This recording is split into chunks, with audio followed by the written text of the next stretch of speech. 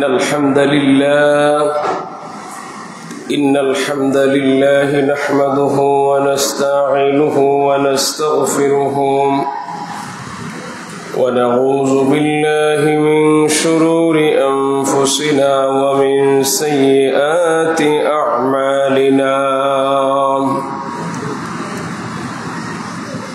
من يهده الله فلا مضل له ومن يضلله فلا هادي له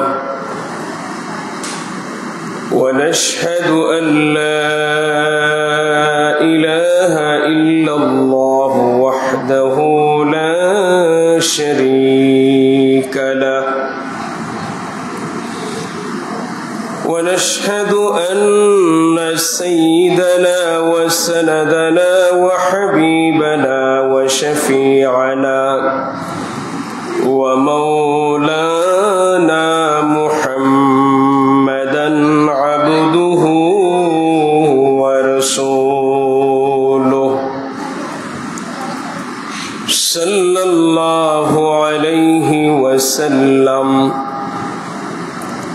الذي أرسله بالحق بشيرا ونذيرا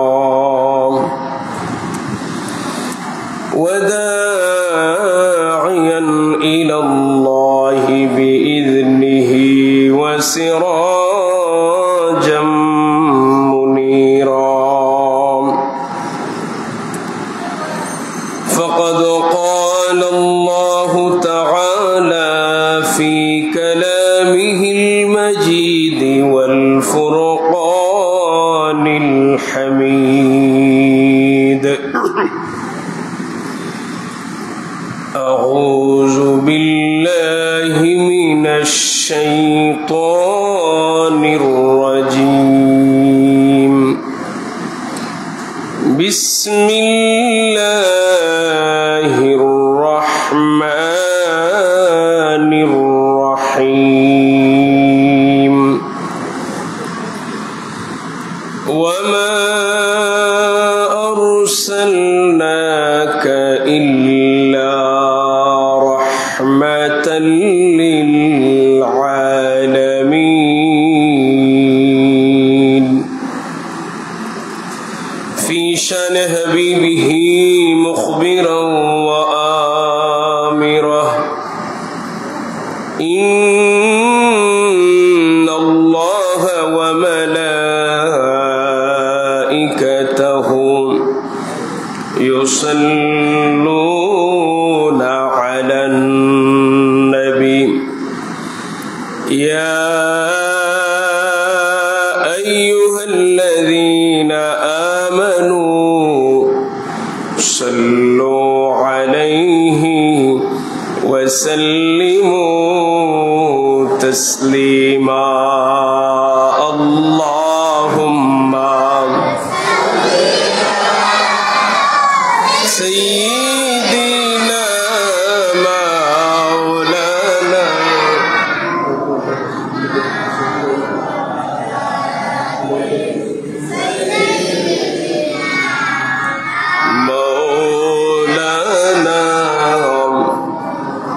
সবাই জবান খুলে মোহব্বতে পড়ি আল্লাহুম্মা সাল্লি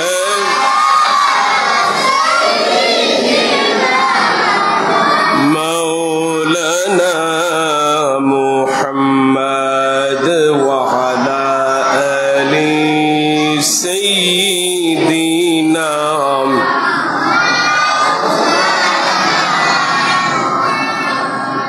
जाकोनी के सामने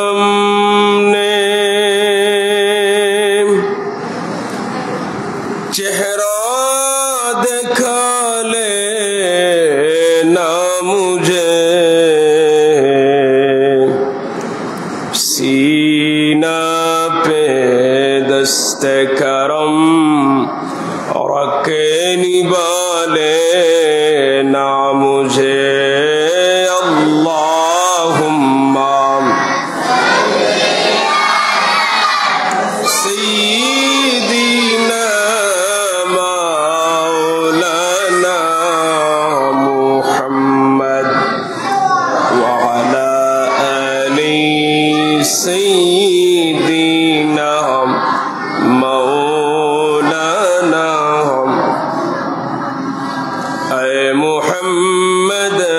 महशर में साथी बना लेना मुझे, रोज़े महशर दस्ते अपने से पिला लेना मुझे। अल्लाहुम्मा सल्ली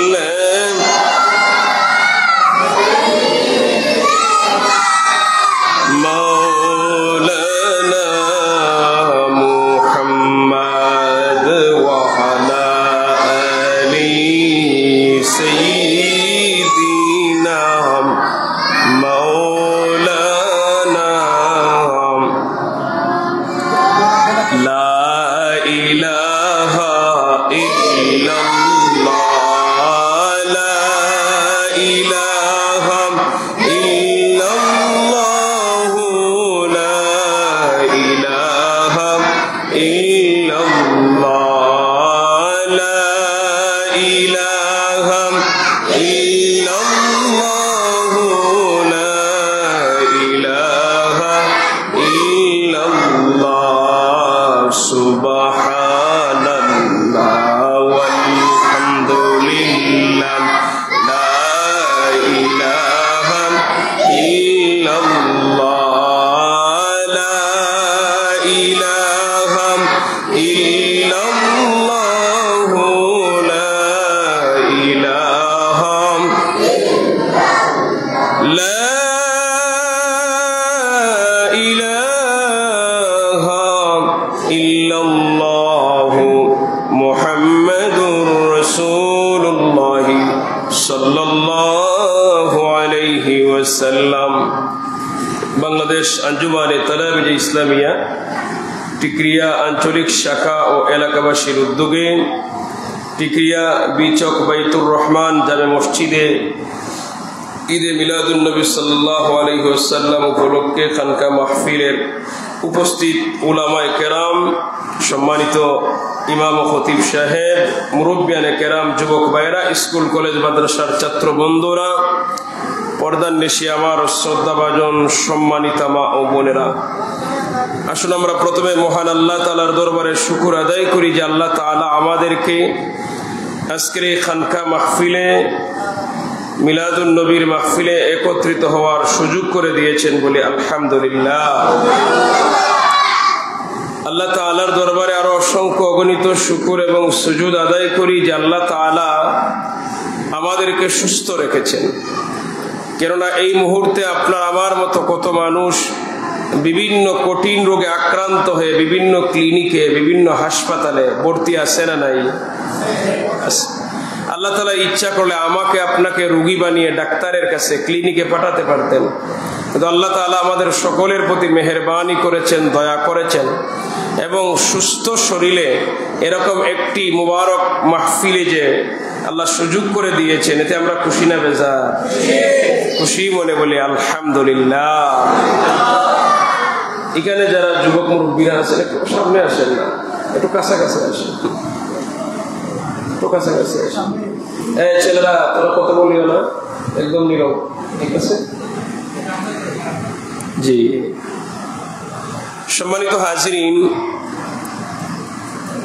আমি আপনাদেরকে পবিত্র রবিউল আউয়াল মাস, যেহেতু আমাদের প্রিয় নবী সাল্লাল্লাহু আলাইহি ওয়াসাল্লামের আগমনের মাস, মিলাদের মাস, আমি আমার যতটুকু সম্ভব আল্লাহর হাবিব সাল্লাল্লাহু আলাইহি ওয়াসাল্লামের সেই মিলাদুন নবী সম্পর্কে আলোচনা করার চেষ্টা করব। ওমা তৌফিক ইল্লা বিল্লাহ।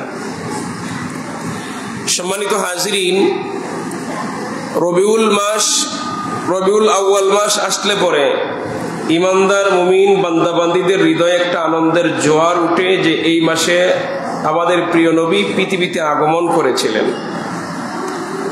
আল্লাহ তাআলা সৃষ্টির শুরু থেকে কিয়ামত পর্যন্ত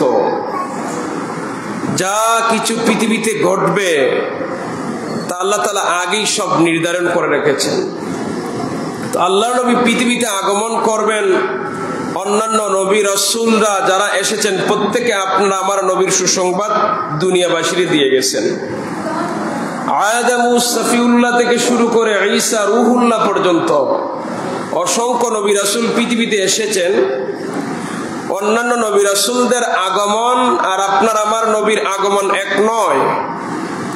অন্যান্য নবী রাসূল এসেছিলেন নির্ধারিত একটা জাতির জন্য, একটা গোষ্ঠীর জন্য, একটা কওমের জন্য, এবং নির্ধারিত সহিফা বা কিতাব দিয়েছেন, দাওয়াত দিয়েছেন। নবী চলে গেছেন, ওনার ধর্ম বন্ধ হয়ে গেছে, কিতাব বন্ধ হয়ে গেছে। কিন্তু আল্লাহর হাবিবকে যখন আল্লাহ তাআলা সর্বশেষ এবং সর্বশ্রেষ্ঠ নবী ও রাসূল হিসেবে পৃথিবীতে প্রেরণ করেছিলেন ১৫০০ বছর আগে, আমার নবী দুনিয়ার সফর শেষ করে রওজা শরীফে শুয়ে আছেন, কিন্তু রাসূলুল্লাহর রেখে যাওয়া ইসলাম ও কোরআন এখনো পৃথিবীতে আছে না নাই? আছে। কিয়ামত পর্যন্ত থাকবে। আর কোনো নবীও আসবেন না, আর কোনো আসমানি কিতাবও আসবে না। আল্লাহর নবী সাল্লাল্লাহু আলাইহি ওয়াসাল্লাম এই পৃথিবীতে আগমন করার আগে আদম সফিউল্লাহ থেকে শুরু করে ঈসা রুহুল্লাহ পর্যন্ত যত নবী রাসূল এই পৃথিবীতে আগমন করেছিলেন, এক একজন নবীকে আল্লাহ তাআলা এক একটা রাষ্ট্রের জন্য নবী হিসেবে পাঠিয়েছিলেন। উদাহরণস্বরূপ হযরতে মুসা আলাইহিস সালাম বনি ইসরাইলের সবচেয়ে পাওয়ারশালী নবী। সর্বশ্রেষ্ঠ ৪ জন রাসূল যদি বলা হয়, সর্বশ্রেষ্ঠ ৪ জন রাসূলের মধ্যে মুসা আলাইহিস সালাতু ওয়াস সালাম হলেন একজন। বনি ইসরাইলের বড় নবী মুসা আলাইহিস সালাতু ওয়াস সালাম যখন ছিলেন মিশরের নবী, ফেরাউনের এগেইনস্টে আল্লাহ পাঠিয়েছিলেন মিশরের নবী। ওই সময় একই সময় আরেকজন নবী ছিলেন মাদিয়ান শহরে, মুসা আলাইহিস সালাতু ওয়াস সালামের শ্বশুর হযরতে শুআইব আলাইহিস সালাম। একসাথে দামান শ্বশুর, দুইজনই নবী, দুই শহরের নবী। মুসা নবীর শরীয়ত ছিল একটা, এটা শুধু মিশরের জন্য নির্ধারিত। আবার মাদিয়ান আলাইহিস সালাতু ওয়াস সালামের শরীয়ত ছিল আরেকটা, সেটা মাদিয়ান শহরের জন্য নির্ধারিত। একসাথে দুইজন নবী, দুই দেশে দুই শরীয়ত। আবার আল্লাহর নবী হযরতে ইয়াকুব আলাইহিস সালাম, ইব্রাহিম আলাইহিস সালাতু ওয়াস সালামের দুই সন্তান, একজন ইসমাইল নবী আর একজন হলেন ইসহাক নবী। ইব্রাহিম আলাইহিস সালাতু ওয়াস সালামের দুইজন স্ত্রীর ঘরে দুইজন সন্তান দিলেন, দুইজনই নবী ছিলেন। একজন হলেন ইসমাইল আলাইহিস সালাম আর একজন ইসহাক আলাইহিস সালাম। দুই স্ত্রীর ঘরে দুইজন সন্তান, দুইজনই নবী। ইসমাইল আলাইহিস সালাতু ওয়াস সালামের পরে আর মধ্যখানে কোনো নবী নাই, ডাইরেক্ট আমাদের নবী ইসমাইল আলাইহিস সালামের বংশধর। আর ইব্রাহিম নবীর আরেক সন্তান ইসহাক আলাইহিস সালাতু ওয়াস সালামের মাধ্যমে ৭০,০০০ নবী রাসূল পৃথিবীতে এসেছিলেন। সুবহানাল্লাহ বলবেন না? ইসহাক আলাইহিস সালামের সন্তানের নাম ইয়াকুব। ইয়াকুব আলাইহিস সালাতু ওয়াস সালামের সন্তানের নাম নবী ছিলেন ইউসুফ। দেখছেন, ইউসুফ নবীর বাবা ইয়াকুব, ইয়াকুব নবীর বাবা ইসহাক, ইসহাক নবীর বাবা ইব্রাহিম। হযরতে ইয়াকুব আলাইহিস সালাতু ওয়াস সালাম ছিলেন কেনানের নবী। উনার সন্তান ইউসুফ আলাইহিস সালাতু ওয়াস সালাম ছিলেন মিশরের নবী। সুবহানাল্লাহ বলবেন না? বাপ নবী, সন্তান নবী, দুই দেশের দাওয়াত দিতেছেন, দুইজনের শরীয়ত দুইটা। যেমন ইয়াকুব আলাইহিস সালাতু ওয়াস সালামের শরীয়ত ছিল, কেউ যদি চুরির ধরা পড়ে, আপনার বাড়িতে আসছে ধরা পড়ে গেছে, তাহলে তার শাস্তি হলো ওই চোর যার বাড়িতে চুরি করতে আসছে তার গোলাম হয়ে অধীনে থাকবে। হযরতে ইউসুফ আলাইহিস সালাতু ওয়াস সালামের শরীয়ত ছিল আরেকটা।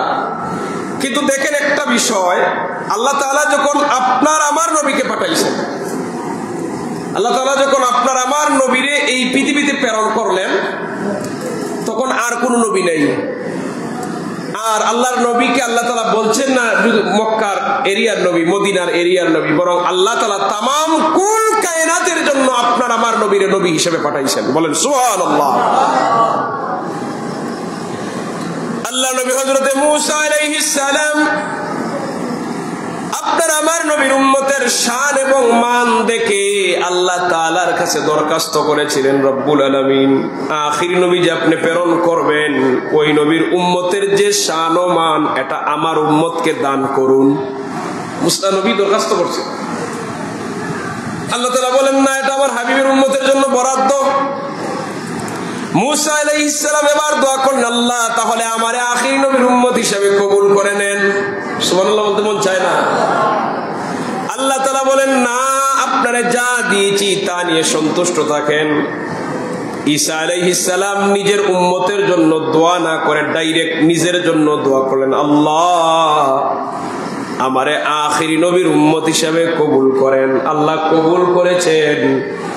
ঈসা আলাইহিস সালাম এখনো চতুর্থ আসমানে বা দ্বিতীয় আসমানে এখনো আছেন, উনি আবার পৃথিবীতে আসবেন নবী হিসাবে নয়, আপনার আমার নবীর উম্মত হিসাবে, আমাদের উম্মতি ভাই হিসাবে জমিনে আসবেন। সুবহানাল্লাহ। ঈসা নবী দরখাস্ত করে আপনার আমার নবীর উম্মত হয়েছেন। আমি আপনাদেরকে বলতে চাই, আপনারা কোন দিন দরখাস্ত করে নবীর উম্মত হইছেন? আপনি আমি জীবনে কোনোদিন দরখাস্ত করা লাগে নাই, বিনা দরখাস্তে উম্মতে মুহাম্মদী। সুবহানাল্লাহ। আপনার আমার নবী যখন পৃথিবীতে আগমন করবেন, আমার নবী এমন এক বংশধরের মধ্যে আগমন করেছেন যেই বংশ ছিল পৃথিবীর সর্বশ্রেষ্ঠ বংশ। আল্লাহ নবী নিজে বলছেন, আমার থেকে শুরু করে আমার পূর্বপুরুষ আদম আলাইহিস সালাতু ওয়াস সালাম পর্যন্ত যত পূর্বপুরুষ ছিলেন, একজন মানুষও জীবনে ব্যভিচারের লেশ মাত্র তাদের জীবনে কলঙ্ক লাগে নাই। সুবহানাল্লাহ। সবাই ছিলেন পুত পবিত্র বংশ। ঈসা আলাইহিস সালাতু ওয়াস সালাম চলে যাওয়ার পরে আমরা নবী আসার আগ পর্যন্ত মধ্যখানে 5 থেকে 700 বছর ছিল, কোন নবী নাই, কোনো কিতাব নাই। যখন কোনো কিতাব থাকবে না, নবী থাকবে না, তখন ওই সময়ের মানুষের জন্য নির্ধারিত শরীয়ত নাই। ওই সময়ের মানুষেরা যদি খালি তার বিবেক দ্বারা, আকল দ্বারা শিরক থেকে বাঁচতে পারে, এদেরকে আল্লাহ এমনি জান্নাত দিয়ে দিবেন। নবী নেই তো, কোনো বিধান নাই, তারা কি করবে, কি পালন করবে? নামাজ নাই, রোজা নাই, কোনো আসমানি গ্রন্থ নাই। সম্মানিত হাজিরিন, আল্লাহর নবী সাল্লাল্লাহু আলাইহি ওয়াসাল্লামের পূর্বপুরুষরা কেমন ছিলেন একটু জানি, তে বুঝতে পারবেন আল্লাহ তাআলা কেমন বংশে আমার নবীরে পাঠাইছেন। আল্লাহ নবী সাল্লাল্লাহু আলাইহি ওয়াসাল্লামের বাবার নাম হলো আব্দুল্লাহ। আব্দুল্লাহর বাবার নাম হলো আব্দুল মুত্তালিব। আব্দুল মুত্তালিবের বাবার নাম হাশিম। হাশিমের বাবার নাম আব্দে মানাফ। এরপরে অনেক নাম গেছে, আমি শুধু দুটি নাম বলতে চাই। আরো কয়েক সিঁড়ির উপর একজনের নাম হলো ফিহর। আমরা সবাই জানি আল্লাহ নবী সাল্লাল্লাহু আলাইহি ওয়াসাল্লাম মক্কার কুরাইশ বংশে জন্মগ্রহণ করেছেন। কোন বংশে? আমার সাথে একটু কথা বলতে হবে, আপনারা রাগ করিয়েন না। কোন বংশে? হ্যাঁ যুবকেরা বলো তো, কোন বংশে? কুরাইশ বংশে আমার নবী জন্মগ্রহণ করেন। তাহলে আমার নবীর বংশ আছে কিনা? আমার নবী কুরাইশ বংশে জন্ম নিয়েছেন। এখন জানতে হবে কুরাইশ বংশটা কি, কোথা থেকে আসলো। আল্লাহ নবীর একজন পূর্বপুরুষের নাম ছিল ফিহর। উনি ছিলেন কুস্তি লড়াই করতেন। তখনকার মানুষেরা কুস্তি প্রতিযোগিতা বেশি করত। বাহাদুর ছিলেন। উনার জীবনে ফিহর রাসূলুল্লাহর পূর্বপুরুষে কেউ কুস্তি লড়াইয়ে পরাজিত করতে পারে না, এত সাহসী বীর ছিলেন। শুধু তাই না, ওই সময়ও সমাজের মাঝে যদি কোনো মানুষ অন্যায় কাজ করেছে, উনার সামনে অন্যায় কাজ করে রক্ষা পায় না, উনি সাথে সাথে প্রতিহত করতেন। সুবহানাল্লাহ বলেন। রাসূলুল্লাহর পূর্বপুরুষেরা কেমন ছিলেন দেখেন, অন্যায় করে উনার সামনে কেউ যাইতে পারতো না। তখনকার সময় সমুদ্রের মধ্যে যতগুলি মাছ বসবাস করত, মাছ যেটা আমরা খাই, তখন সামুদ্রিক সবচেয়ে বড় মাছের নাম ছিল কুরাইশ। ওই মাছের সাথে অন্যান্য মাছগুলি প্রতিযোগিতায় যুদ্ধে পারত না। সমাজের মানুষরা বলতে লাগলো, আরে ফিহর, তোমার আর কুরাইশের মাঝে তো কোনো পার্থক্য নাই। সমুদ্রের অন্যান্য প্রাণী মাছ কুরাইশ মাছের সাথে পারে না, তোমার সাথে সমাজের কেউ পারে না। তুমি তো সামুদ্রিক কুরাইশ মাছেরই মতো।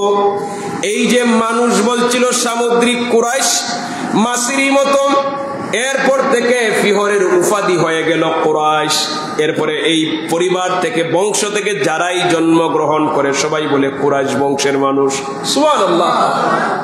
তার মানে বংশ এমনি এমনি আসে নাই, এটা একটা ভালো খাসিয়তের উপর আসছে। আল্লাহ রসুল বিবাহের ক্ষেত্রে বলছেন 4টি জিনিস দেখে বিয়ে করে, এর মধ্যে একটা আছে না বংশ পরিচয়। কথা বলেন না আমার সাথে, আপনারা আসেনি? কোন বংশের কথা বলছেন? রাসূলুল্লাহ কোন বংশ বলছেন, আর আমরা কোন বংশ দেখি? দেখেন বাংলাদেশে যে বংশগুলি সাধারণত আছে, মনে করেন স্বদেশ্য বংশ আছে, পরিচয় 200-250 আছে। ওই যে মনে করেন আমি আমার কথা বলি, আমার পরিবারের যারা সকলের সার্টিফিকেটও লেখা নামের আগে শেখ, প্রত্যেকের সার্টিফিকেট, শুধু আমার সার্টিফিকেটও নাই, আমি দিছি না ইচ্ছা করি, বলতে আমার কাছে এটা দাম নাই, ভ্যালু নাই। কেন আমি আমার বংশে দেখি বেনমাজিও আছে, তাহলে এই বংশ দিয়ে এটা কি হবে?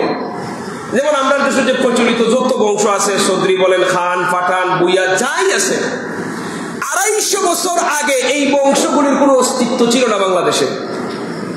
250 বছর আগে এইগুলোর কোনো অস্তিত্ব নাই।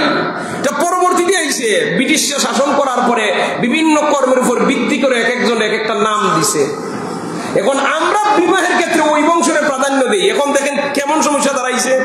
রাসূলুল্লাহ কোন বংশের কথা বলছেন আর আমরা কোন বংশ বলি। যেমন আমরা সমাজে কিছু মানুষ বলে এরা গোলাম জাত, এরা সাথে বিয়ে হবে না, বলে কিনা অনেক সময়? আচ্ছা কথা বলেন, বলে কিনা? বিয়ে বাদ দিয়ে দেখো এরা গোলাম জাত। এখন যারে গোলাম জাত কর সে কিন্তু নামাজি, আর যে মনে করেন ভালো বংশধর হে আস্তে একটা সুদকুর। আল্লাহর কাছে দামি কে? এবারে বলেন, আল্লাহর কাছে দামি কে? নামাজি না সুদকুর? জুড়ে বলেন। আপনি গোলাম বলে কি হবে? হ্যাঁ, আপনার নামের সাথে বংশ লাগাই দিয়েছেন, কিন্তু আপনি দামি হয়ে গেছেন। আমার রাসূল এই বংশের কথা বলছেন না। আমার রাসূল যে বংশের কথা বলছেন সেটা হলো ভালো কাজের উপর নির্ভর করবে। যে এরা আবার নামাজি বংশের মানুষ, এরা সবাই নামাজ পড়ে, কেউ নামাজ ছাড়ে না। এরা হইল শিক্ষিত বংশের মানুষ, এরা সবাই লেখাপড়া করে, কেউ নিরক্ষর না। এরা সত্যবাদী, এরার বংশে দেখছি না বা কেউ মিছা মারতে। এরা হইল সত্যবাদী বংশধর। বংশ হবে ভালো একটা কাজের উপর ভিত্তি করে। আমরা এইসব দেখার টাইম নাই। আর এখন বিবাহের ক্ষেত্রে আর বংশ দেখে না, এখন তো টাকা হইলে সব শেষ। ভালো মাত্র আছে কি তখন খাস লন্ডনী, মানে ব্রিটিশ লন্ডনী, মানে লন্ডনে হইলি ভালো। এখন হেলমেট খাবার হাফ প্যান্ট কিন্তু কোনো অসুবিধা নাই, মানে টেকায় সব শেষ। এমন অবস্থা আমরা। সম্মানিত হাজিরিন, আমার রাসূলের বংশের নাম কি? আজকে ওয়াজ মুখস্থ করে দেওয়া লাগবে বাড়িতে। যুবকেরা বলো, রাসূলুল্লাহর বংশের নাম কি? আরো জোরে, কোন বংশ? কুরাইশ বংশের। এমনি এমনি আসে নাই, ভালো কাজের উপর ভিত্তি করে আইছে। অন্যায় দেখছেন, প্রতিবাদ করেছেন, কুস্তি লড়াই করেছেন, বিজয়ী হয়েছেন। সম্মানিত হাজিরিন, এরপরে আপনার আমার নবীরে আমরা বলি কুরাইশ বংশে হাশিমি গোত্রে। কুরাইশ বংশ হাশিমি গোত্র। আপনারা কি বিরক্ত হইতেছেন? হাশিম কে ছিলেন? রাসূলুল্লাহর বড় বাবার নাম ছিল হাশিম। রাসূলুল্লাহর বাবার নাম আব্দুল্লাহ, আব্দুল্লাহর বাবার নাম আব্দুল মুত্তালিব, আব্দুল মুত্তালিবের বাবার নাম হাশিম। হাশিম রাসূলুল্লাহর বড় বাবা। আমরা দাদার বাপরে কি বলি? বড় বাপ বলি না, বড় বাবা। উনার নাম মূলত হাশিম ছিল না, উনার নাম ছিল আমর। হাশিম কিভাবে হলো? হাশিম শব্দের অর্থ হলো টুকরা টুকরা করা, ভাগ করা, আলাদা করা। রাসূলুল্লাহর বড় বাবা হাশিম যখন কাবা ঘরের মুতাওয়াল্লি হলেন, রাসূলুল্লাহর পূর্বপুরুষ যারা ছিলেন, একটা খাসিয়ত বলে যে এরা সবাই সুন্দর মানুষ ছিলেন। এদের বডির ফিগার দেখলেই বোঝা যাইতো এরা নেতা নেতা মতো লাগে। এদের বডির ফিগারটাই ছিল নেতাদের মতো। এদেরকে দেখলেই মানুষেরা নত হয়ে যাইত। সব প্রত্যেকেই ছিলেন এরকম। হাশিমের ললাটের মধ্যে, কপালের মধ্যে নূরে মুহাম্মদী ছিল। সৌন্দর্যের মানুষ ছিলেন। অনেকে ওনারে মক্কার চাঁদ বলতেন, এত সুন্দর মানুষ ছিলেন। উনি যখন কাবা ঘরের মুতাওয়াল্লি, ওই সময় মক্কা নগরীতে দুর্ভিক্ষ দেখা দিল, খাবারের বড় অভাব। উনি দানশীল ছিলেন, উনার সম্পদ ছিল। মানুষেরা উনার কাছে আসতে লাগলো। উনি 2 হাত ভরে মানুষদেরকে দান সদকা করতেন। তাহলে রাসূলুল্লাহর বড় বাবা ছিলেন দানশীল ব্যক্তি। সুবহানাল্লাহ। আমি এই কথাগুলি বোঝানোর জন্য বলছি, রাসূলুল্লাহর পূর্বপুরুষেরা কেমন ছিলেন দেখেন। উনি 2 হাত ভরে দান করেছেন। কেমন দান? দুর্ভিক্ষ যখন চতুর্দিকে ছড়িয়ে পড়ল, রাসূলুল্লাহর বড় বাবার কথা, হাশিমের কথা চতুর্দিকে ছড়িয়ে পড়লে মানুষ দলে দলে উনার বাড়িতে আসতে লাগলো। উনি প্রথমে আটার বস্তা দিয়েছেন এক একজন রে। আটার বস্তা দিয়ে কোন সব মানুষে দিতে পারেন না, এবার একসা অর্ধসা, সা মানে ওজন নাকি, মানে 1 কেজি 2 কেজি, একসা মানে 3.25 কেজি, এরকম এভাবে দিতেছেন। এখন দেখা যায় মানুষ আরো আয়, এখন এইরকম ভাবে দেওয়া যায় না। এখন রুটি বানানো শুরু করছেন, রুটি বানিয়ে একটা করে রুটি দেওয়া আরম্ভ করছেন। পরবর্তীতে মানুষের সংখ্যা আরো বাড়তে লাগলো। একটা রুটি করে উনি ফুসাইতে পারেন না, সবাইরে দিতে পারেন না। তিনি কি করলেন, এবার রুটিরে ভাগ করেছেন, টুকরা টুকরা করেছেন। এক একটা রুটিরে কয়েকটা টুকরা করে তরকারির ঝুল দিয়ে মানুষে খাওয়াইয়া মানুষের জীবন বাঁচাইছেন। সুবহানাল্লাহ বলবেন না? মানুষেরা বলতে লাগলো, তুমি তো হাসিম। হাসিম মানে টুকরা টুকরা, ওই যে রুটিরে টুকরা টুকরা করে খাওয়াইছেন। মানুষেরা বলে, তুমি তো হাসিম, তুমি মানুষের বিপদে রুটি টুকরা করে খাওয়াইয়া মানুষের জীবন বাঁচাইছো। হাসিমের রাসূলুল্লাহর বড় বাবার এই সুনাম সারা পৃথিবীতে ছড়িয়ে গেছে, রোমান সম্রাট হিরাক্লিয়াসের খানেও গেছে। রোমান সম্রাট হিরাক্লিয়াস নিজে তার শাহজাদি মেয়েকে বিবাহ দেওয়ার জন্য রাসূলুল্লাহর বড় বাবার কাছে প্রস্তাব পাঠাইছে। সুবহানাল্লাহ বলেন। রোমান সম্রাট নিজের মেয়েরে রাসূলুল্লাহর বড় বাবার কাছে বিবাহ দেওয়ার জন্য প্রস্তাব দিয়েছে। রাসূলুল্লাহর বড় বাবা বিবাহ করলেন না, নাচক করে দিলেন। কারণ রাসূলুল্লাহ সাল্লাল্লাহু আলাইহি ওয়াসাল্লামের বংশধরের নিয়ম ছিল তারা একই পরিবার থেকে বিয়ে করবেন, পবিত্র বংশ দেখে। সম্মানিত হাজিরিন, এবার হাসিম রাসূলুল্লাহর বড় বাবা ব্যবসার উদ্দেশ্যে সিরিয়ায় গেলেন। সিরিয়ার বাজারে একজন মহিলা উনার নজরে পড়ল, উনার পছন্দ হলো। জানতে চাইলেন মহিলার পরিচয় কি। খোঁজ খবর নিয়ে দেখেন ওই মহিলার আগে আর একটা বিয়ে হয়েছিল, 2 জন পুত্র সন্তানও আছে, কিন্তু স্বামী ওই মহিলারে তালাক দিয়ে দিছে। রাসূলুল্লাহর বড় বাবার ওই মহিলার পছন্দ হলো, ভালো বংশের, যে সময় জানছে পছন্দ করে ফেলছে। বিধবার কথা চিন্তা করছেন, তালাক প্রাপ্তের কথা চিন্তা করে নাই। দেখছেন বংশ ভালো, বাপদাদার পরিচয় ভালো, সমাজের উপর উপকারী মানুষ তারা। ওই মহিলারে বিবাহ করার পরে ওই মহিলার ঘরে যিনি জন্ম নিলেন রাসূলুল্লাহর দাদা আব্দুল মুত্তালিব। আমার রাসূলুল্লাহর দাদার নাম মূলত আব্দুল মুত্তালিব ছিল না, রাসূলুল্লাহর দাদার নাম ছিল শাইবা। কি ছিল? আপনারা বুঝতেছেন না আমার কথাবার্তা? রাসূলুল্লাহর দাদার নাম ছিল শাইবা। শাইবা শব্দের অর্থ হলো বুড়ো মিয়া। এই পৃথিবীতে যে কোনো বাচ্চা জন্ম নিলে পরে মাথার মধ্যে চুল থাকে, চুলের রং সাধারণত কালো থাকে। আপনার আমার ঘরে বাচ্চারা যখন জন্ম নেয়, বাচ্চাদের মাথায় চুল কোন রঙের থাকে? কালো রঙের। কিন্তু রাসূলুল্লাহর দাদা যিনি জন্ম নিয়েছিলেন, জন্মকালীন অবস্থায় উনার মাথার কয়েকটা চুল ছিল সাদা। তো সাদা যারাই বাচ্চা দেখতে যায়, কই এত জন্ম থেকেই বুড়া। এভাবে মানুষেরা বলে না, সমাজের মানুষে যেটা দেখে এটাই তো বলে। সমাজের মানুষেরা বলতে লাগলো, ইয়া শাইবা, হে বুড়ো মিয়া, মানে তুমি তো জন্ম থেকেই বুড়া। তো রাসূলুল্লাহর দাদার নাম পরিবারের মানুষেরা শাইবায় রাখলেন, যে বুড়ো মেয়েই থাকুক, শাইবা রাখছেন। রাসূলুল্লাহর বড় বাবা উনি চলে আসছেন, আরেক সফরে গিয়ে ইন্তেকাল করেছেন। 25 বছরে হাসিম দুনিয়ার সফর শেষ করেছে। আর শাইবার আরেকজন ভাইয়ের নাম ছিল মুত্তালিব। শাইবার ভাইয়ের নাম ছিল মুত্তালিব। উনি কয়েক বছর পরে গেছেন বাতিজা শাইবারে মক্কায় আনার জন্য। উনি যখন রাসূলুল্লাহর দাদা শাইবারে নিয়ে আসলেন, ওনার বাহনের পিছন দিকে বসাইছেন। মক্কা নগরীতে প্রবেশ করবেন। মক্কার মানুষেরা ভাবলো হয়তো উনি টাকা দিয়ে এই বাচ্চারে কিনে আনছেন গোলাম, কারণ আরব দেশের মানুষেরা টাকার বিনিময়ে দাস দাসী ক্রয় বিক্রয় করত। মানুষেরা বলতে লাগলো আব্দুল মুত্তালিব, নবীজির দাদারে লক্ষ্য করে বলতে লাগলো আব্দুল মুত্তালিব মানে এই মুত্তালিবের গোলাম তুমি। রাসূলুল্লাহর বড় বাবা হাশিমের ভাই মুত্তালিব সমাজের মানুষকে বুঝিয়ে বললেন, না সে আমার গোলাম নয়, সে আমার ভাতিজা। মানুষেরা ওই যে প্রথম দিন আব্দুল মুত্তালিব বলছিল, এরপর থেকে শাইবা ভুলে গেছে, মানুষেরা আব্দুল মুত্তালিবই ডাকে। ইতিহাসে রাসূলুল্লাহর দাদার নাম আব্দুল মুত্তালিব হিসেবে পরিচিত লাভ করছে। সম্মানিত হাজিরিন, পালাক্রমে রাসূলুল্লাহর দাদা আব্দুল মুত্তালিব কাবাগরের মোতওয়াল্লি। উনি যখন কাবাগরের মোতওয়াল্লি, আমার রাসূল পৃথিবীতে আসার সময় গনিয়ে আসতেছে। আল্লাহ তাআলা চাইলেন যে রাসূলুল্লাহ পৃথিবীতে আসবেন, পরিবেশ যেন একটু সুন্দর হয়, আমার রাসূল এসে যেন পবিত্র পানি পান করতে পারেন।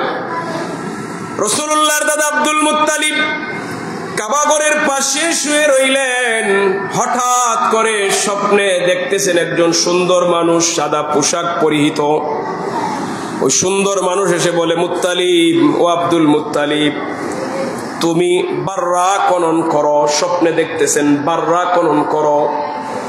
নবীজির দাদা প্রশ্ন করলেন, বাররা কি? ওই ব্যক্তি কোনো উত্তর না দিয়ে চলে গেল। পরের দিন আবার একই জায়গায় শুয়ে পড়লেন, আবার স্বপ্নে দেখলেন গতদিনের মতো একই ব্যক্তি হাজির, বলে, ও আব্দুল মুত্তালিব, তুমি মাজনুনা খনন করো। প্রশ্ন করলেন, মাজনুনা কি? উনি কোনো উত্তর না দিয়ে চলে গেল। তৃতীয় দিন আবার স্বপ্ন দেখলেন, ওই ব্যক্তি বলে, আব্দুল মুত্তালিব, তুমি তিবা খনন করো। প্রশ্ন করলেন, তিবা কি? উনি কোনো উত্তর না দিয়ে চলে গেল। চতুর্থ দিন একইভাবে স্বপ্ন দেখলেন, ওই ব্যক্তি বলতেছে, তুমি জমজম খনন করো। সুবহানাল্লাহ বলেন। তুমি জমজম খনন করো। সম্মানিত হাজিরা, সবাই জানি ইসমাঈল আলাইহিস সালাতু ওয়াস সালামের মাধ্যমে দুনিয়াবাসী জমজমের পানি পেয়েছিল। ইসমাঈল আলাইহিস সালাতু ওয়াস সালামের মা হাজেরা আলাইহিস সালাম সাফা এবং মারওয়া পাহাড়ে 7 বার দৌড়াদৌড়ি করছেন। এই জন্য দুনিয়ার সব মানুষের জন্য, হাজীদের জন্য আল্লাহ ওয়াজিব করে দিয়েছেন ওই জায়গায় দৌড়াদৌড়ি করা। সুবহানাল্লাহ। ওই মহিলার দৌড় আল্লাহ এমন কবুল করেছেন, পৃথিবীর সমস্ত মুসলমান হাজীদের জন্য আল্লাহ ওয়াজিব করে দিয়েছেন, দৌড়াদৌড়ি করাই লাগবে এখানে গিয়ে, কোনো খাতির নাই, আল্লাহ কবুল করে ফেলছেন।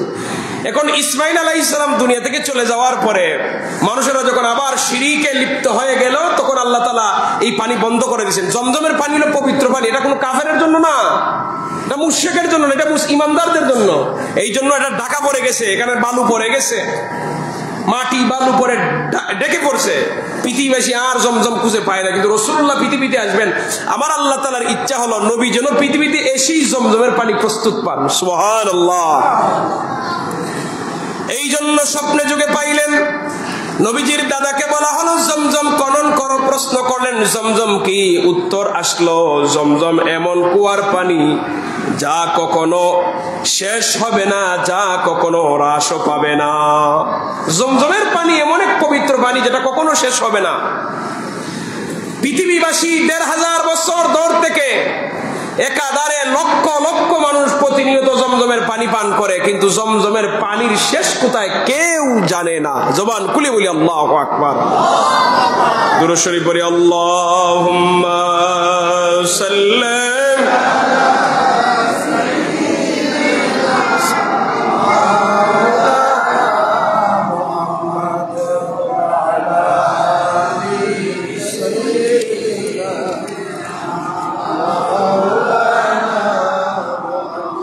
সবাই মহব্বতে পড়ি, আল্লাহুম্মা সাল্লি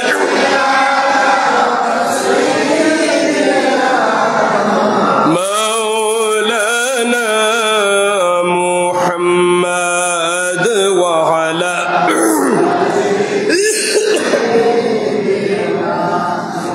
মাওলানা। আপনার আমার নবীর দাদা আব্দুল মুত্তালিব স্বপ্নের মাধ্যমে জানতে পারলেন জমজম খননের খবর। মক্কার মানুষদেরকে নিয়ে মিটিং ডাক দিলেন, অরে মক্কাবাসী, আমি স্বপ্নে দেখলাম জমজমের কুয়া খনন করার জন্য অর্ডার আসছে, তোমরা আমাকে কাজে সাহায্য করো।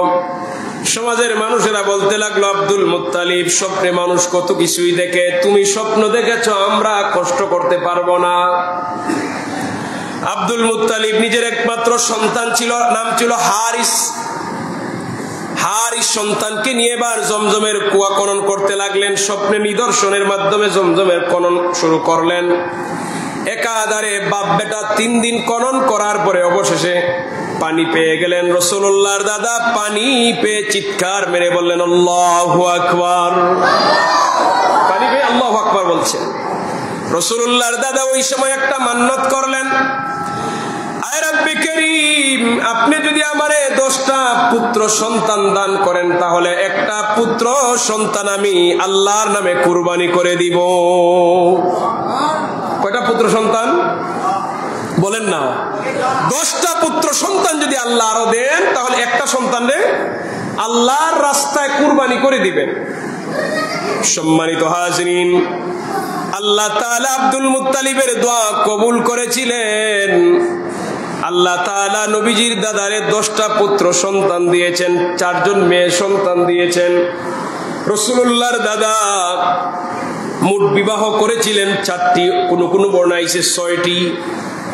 ছেলে মেয়ে মোট 14 জন অথবা 15 জন। সম্মানিত হাজিরিন, ছেলেরা যখন বালেগ হয়ে গেল, বড় হয়ে গেল, একইভাবে বাইতুল্লাহর পাশে শুয়ে রইলেন আব্দুল মুত্তালিব। আবারও স্বপ্নের মাধ্যমে জানতে পারলেন, আব্দুল মুত্তালিব তুমি যে মান্নত করেছিলে, মান্নত পূর্ণ করার সময় এসে গেছে।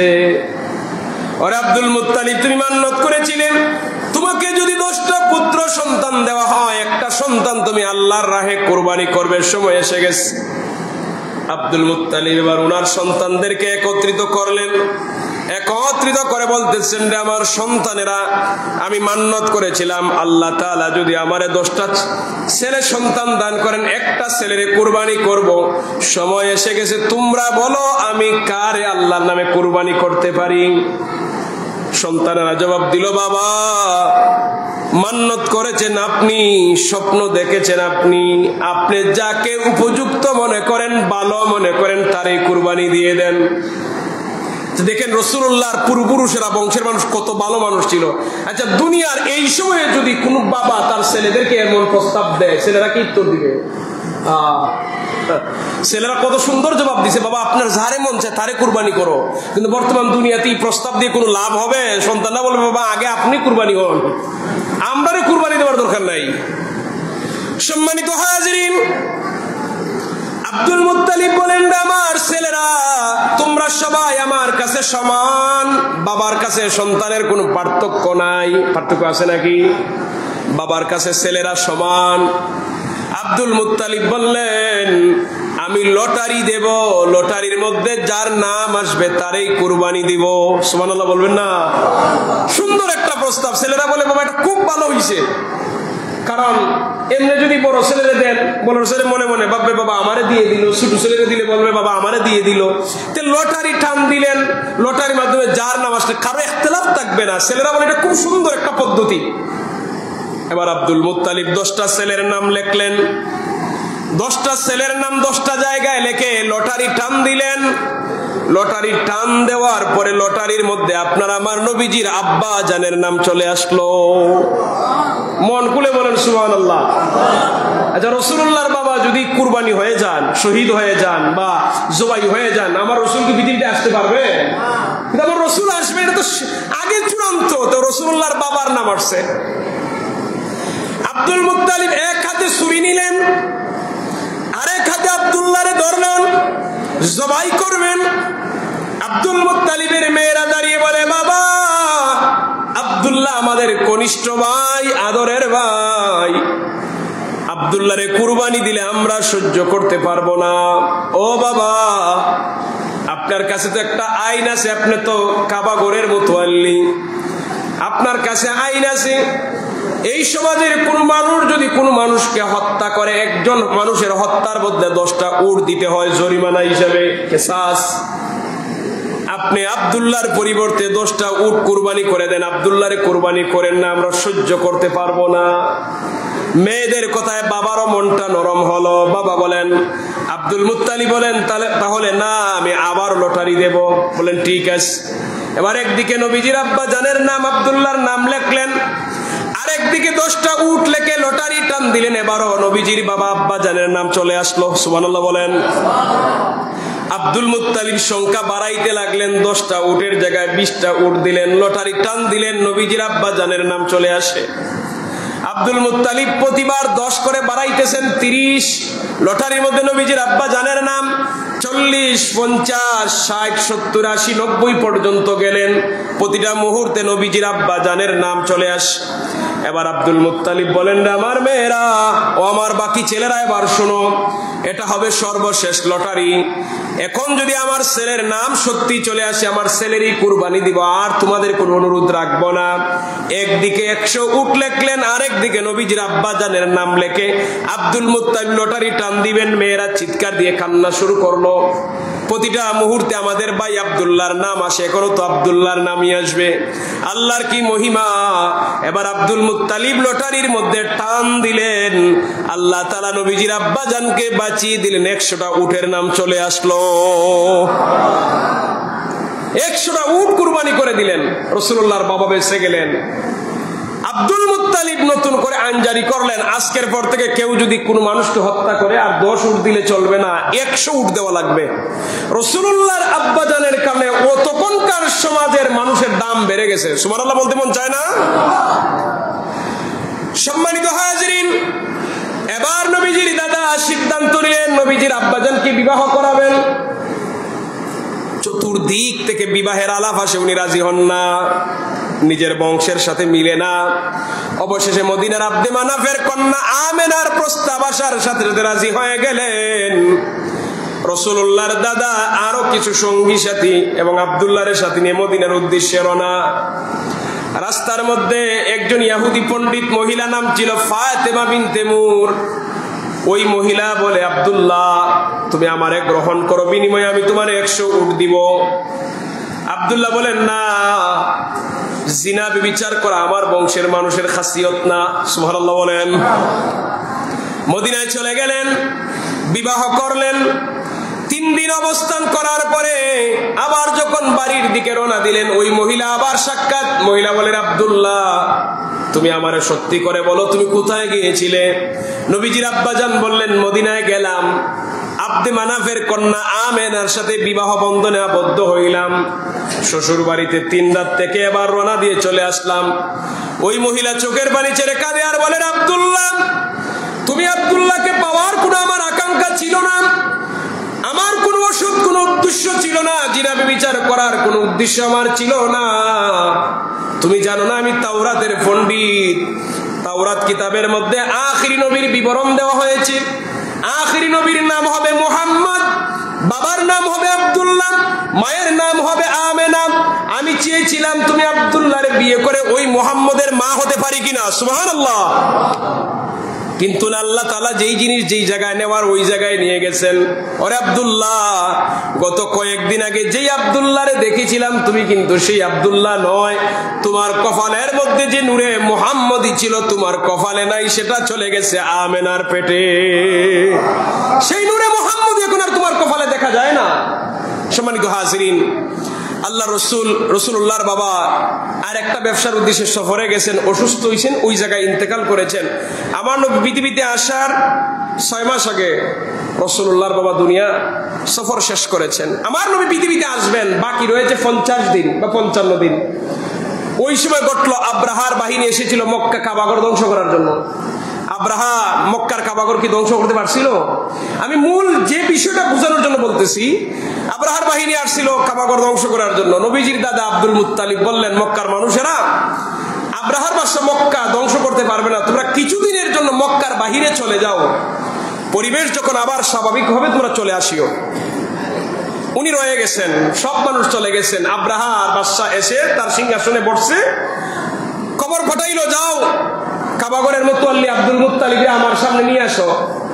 তো রাসূলুল্লাহর দাদা আব্দুল মুত্তালিব আসছেন। তো রাসূলুল্লাহর পূর্বপুরুষের বংশের মানুষের কাছে এদেরকে দেখলেই মানুষেরা সম্মান করত। নবীজির দাদা যখন তার আব্রাহার বাদশার সামনে আইছেন, সে তার সিংহাসন থেকে দাঁড়িয়ে গেছে, দাঁড়িয়ে তার সিংহাসনে রাসূলুল্লাহর দাদারে বসাই দিছে। সুবহানাল্লাহ বলেন। সিংহাসনে বসিয়ে এবার বলতেছে, আমি তো আসছি কাবাগর ধ্বংস করার জন্য, তোমার যদি কোনো শেষ ইচ্ছা থাকে আমারে বলতে পারো। ওই যে মৃত্যুর আসামিরে বলে না যে মরার আগে তোমার যদি কোনো শেষ ইচ্ছা থাকে আমার কাছে আবদার করতে পারো। এ কি সুন্দর বলতেছে, ও আব্দুল মুত্তালিব, তোমার যদি কোনো শেষ অনুরোধ বা আবদার থাকে আমারে বলতে পারো, আমি কিন্তু কাবাগর ধ্বংস করে ফেলবো। তো আব্দুল মুত্তালিব খুব ঠান্ডা মাথায় বলছিলেন, খুব আকলদার মানুষ ছিলেন। বললেন, তোমার সৈন্যবাহিনী আমার 200 উট তারার দখলে নিয়ে গেছে, আমার 200 উট ফেরত দিয়ে দাও। আব্রাহার বাদশা অবাক হলো যে আমি তো ভাবছিলাম তুমি কাবাঘর রক্ষা করার জন্য আমার কাছে আবেদন করবে, কাবাঘর রক্ষা করার আবেদন না করে উটের লাগি বুঝিয়ে তো মায়া, উট রক্ষা করার জন্য আবেদন করলে। রাসূলুল্লাহর দাদা তখন জবাব দিয়েছিলেন, আরে আব্রাহার বাদশা শোনো, আমি হলাম উটের মালিক, মালিক হিসাবে উট রক্ষা করা আমার দায়িত্ব, কাবাঘরের মালিক আমি না, কাবাঘরের মালিক আল্লাহ, কাবাঘর রক্ষা করা আল্লাহর দায়িত্ব। সুবহানাল্লাহ বাড়িতে বলিয়েন, হ্যাঁ পিছনের যুবক ভাইরা জোরে বলো সুবহানাল্লাহ। মালিক হিসাবে উট রক্ষা করা আমার দায়িত্ব, আর কাবাঘরের মালিক আল্লাহ, কাবাঘর রক্ষা করা কার দায়িত্ব? জোরে বলেন কার দায়িত্ব? আল্লাহ রক্ষা করছিলেন নি? সম্মানিত হাজিরিন, আমার নবী যেই দিন আসলেন রবিউল আউয়াল মাসের 12 তারিখ সুবে সাদেকের সময়, বার ছিল সোমবার। আমার নবী যেই দিন পৃথিবীতে আসলেন, একজন ইহুদি সে ব্যবসার জন্য মক্কায় থাকতো। ওই ইহুদি বলে, মক্কার কুরাইশ বংশের মানুষেরা, তোমাদের কুরাইশ বংশী কি গত রাত্রে সুবে সাদেকের সময় কোনো সন্তান জন্ম নিয়েছে কিনা? তারা বলে আমরা তো জানি না, কই খোঁজ নেও।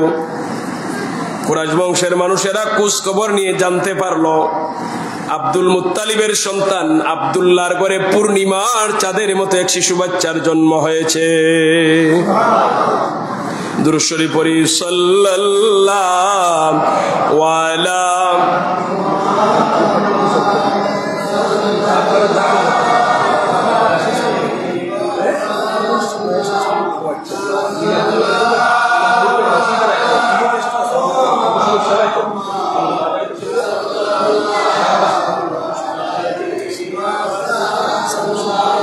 وجب الشكر علينا ما دعا لله داعي صلى الله